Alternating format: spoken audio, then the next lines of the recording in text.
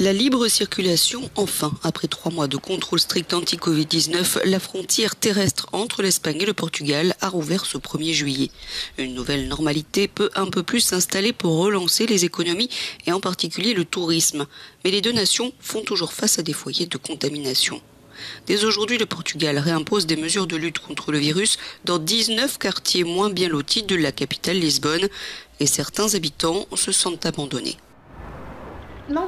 Ils ne nous disent rien, ils viennent juste distribuer des masques et c'est tout. Nous sommes discriminés, comme dans tous les quartiers, simplement parce que nous sommes un quartier du centre-ville. Que deviendrons-nous alors que nous n'avons déjà rien aujourd'hui et que nous nous battons pour exister? Oui, que deviendrons-nous au milieu de cette pandémie? Dans la ville anglaise de Leicester, qui doit faire face à des règles de confinement étendues contrairement à l'assouplissement de la réglementation dans le reste de l'Angleterre, des tests sont en cours. Et les habitants de la ville trouvent la situation difficile à vivre. Je venais réserver une table samedi pour une bière. Je voulais une bière locale dans un pub du coin.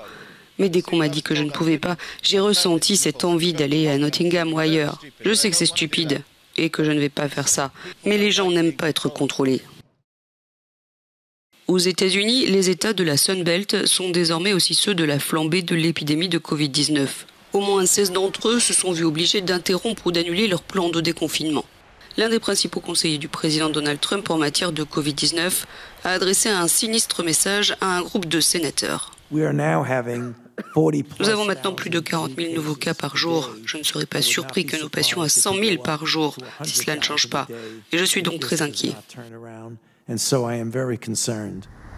Le scepticisme vis-à-vis de la science, la résistance à l'autorité, le manque de dépistage et d'isolement des nouveaux cas de contamination ont également été déplorés par les experts. Il y a trop de virus dans le pays, a déclaré l'un d'entre eux.